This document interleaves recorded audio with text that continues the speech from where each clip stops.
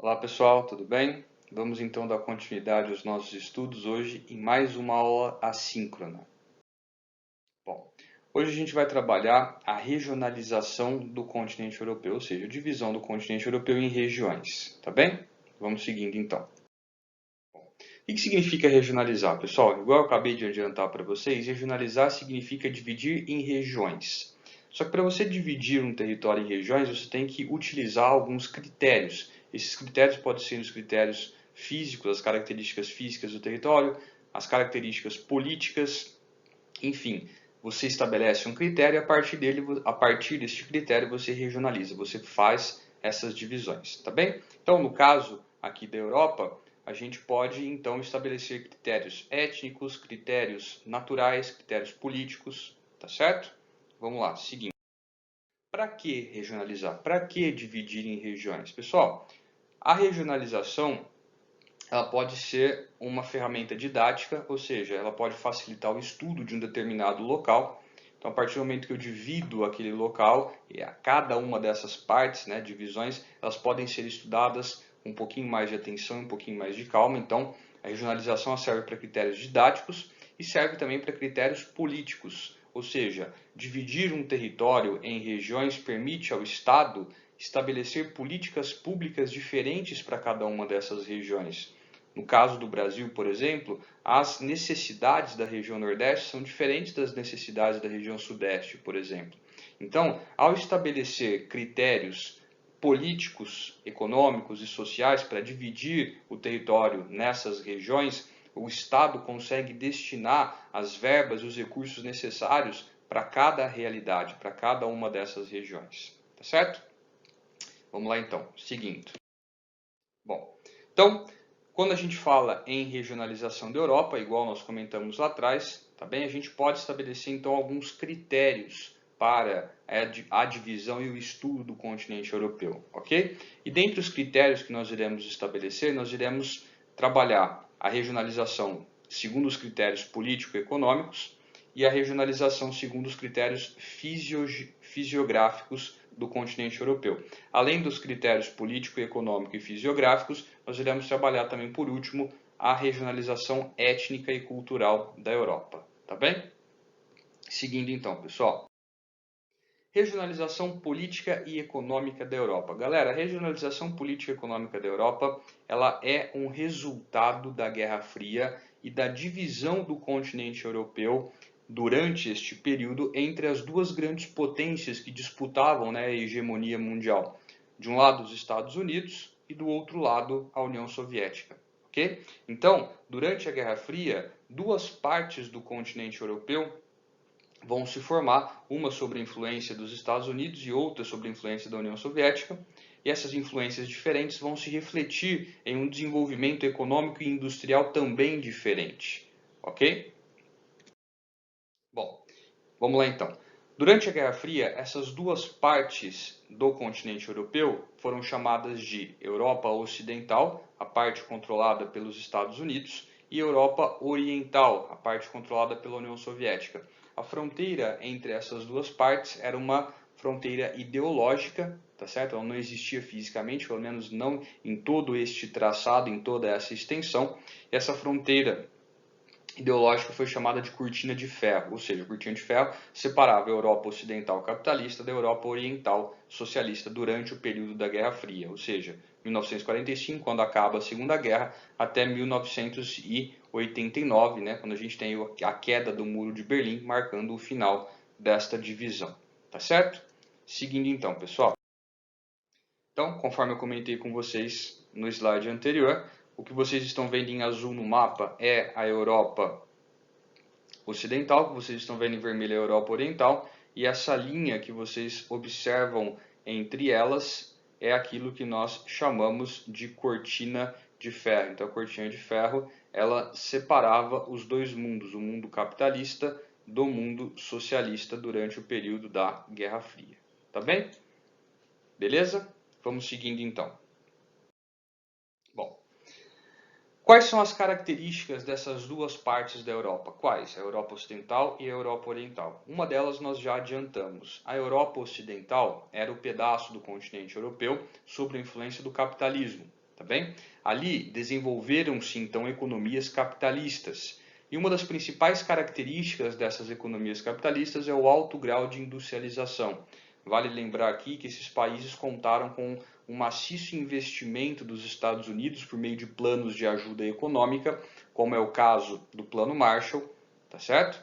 Esses planos econômicos visavam a recuperação das economias europeias arrasadas pela Segunda Guerra Mundial, para que elas pudessem então servir de exemplo, fazer frente ao avanço do socialismo pela Europa. Então, nós temos como consequência, né, dessa polarização, dessa disputa, o grande desenvolvimento industrial da Europa Ocidental, tudo isso custeado, financiado pelos Estados Unidos. É óbvio que não foi de graça, tá bem? Todos esses recursos foram emprestados e ainda estão sendo pagos por algumas nações europeias, com juros, tá certo? A outra parte da Europa, que é o que nós chamamos de Europa Oriental, que ficou sob a influência e sob o domínio socialista, ela vai apresentar as características da economia planificada, modelo econômico que foi desenvolvido, né, pela União Soviética, caracterizado pelo estabelecimento de planos econômicos. Então, ao invés do mercado ter ser livre, poder agir livremente, como acontecia no capitalismo, na União Soviética a economia era completamente controlada pelo Estado. Então, o Estado estabelecia planos de desenvolvimento econômico, chamados planos quinquenais, que deveriam ser executados ao longo de 5 anos para que as metas econômicas fossem atingidas. Então não havia o livre mercado. A economia ela girava de acordo com as necessidades e interesses do Estado. Este é um modelo de economia planificada e é o que vai ser aplicado nos países da Europa Oriental durante a Guerra Fria. Então a gente pode falar que uma das características da economia desses países durante o período é a baixa industrialização. Por quê? Porque a indústria só era criada, só era montada se fosse de interesse da economia ou interesse do Estado. Se fosse o interesse de alguém em particular, simplesmente ela não teria surgido, diferentemente do que aconteceu, tá, nos países da Europa Ocidental. Tudo bem? Vamos seguindo. Bom, terminando a regionalização política e econômica, a gente segue para a regionalização fisiográfica do continente europeu, tá certo? Quando a gente fala em regionalização fisiográfica, a gente vai dividir o continente europeu em regiões.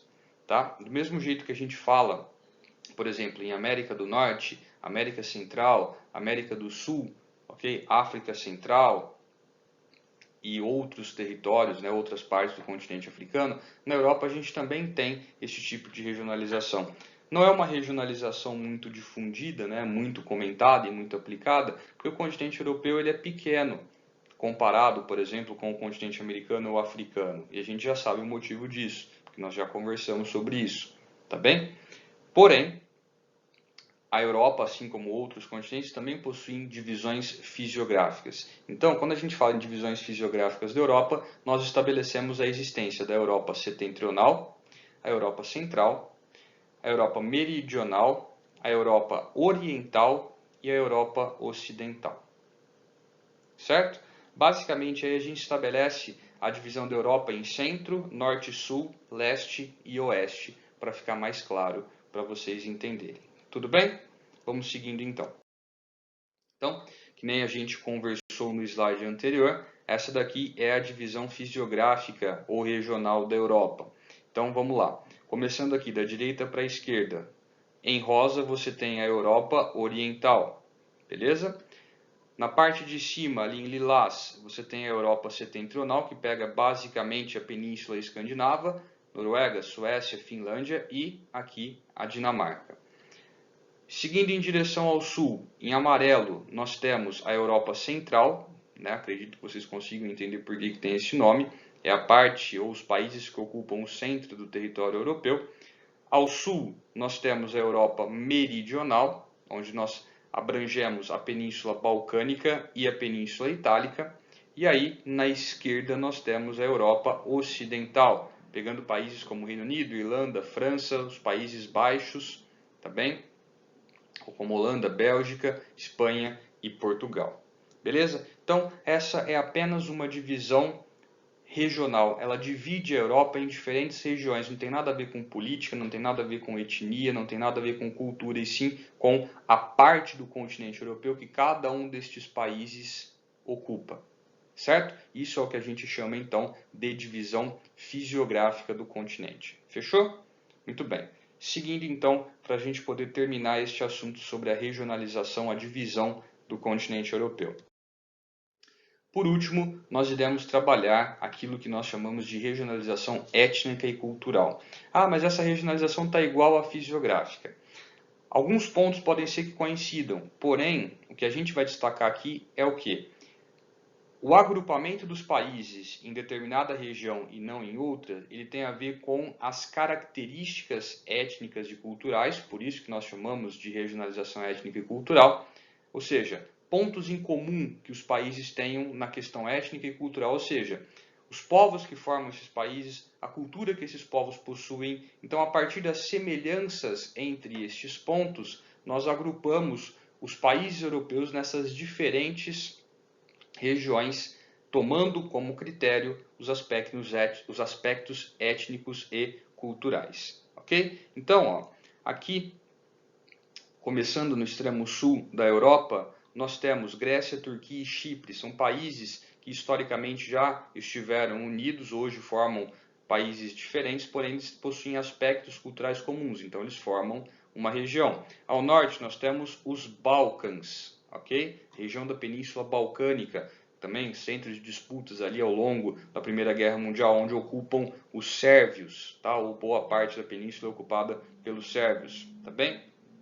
Ao norte nós temos ali em azul, tá? Rússia, Bielorrússia e Ucrânia, países, né, que possuem características culturais comuns também. Se a gente for ali em direção à esquerda, nós vamos encontrar os países bálticos, a Letônia, a Estônia e a Lituânia. Aqui em verde, a Europa Central, divisão aí que bate quase com a divisão que nós vimos lá atrás, fisiográfica de Europa Central.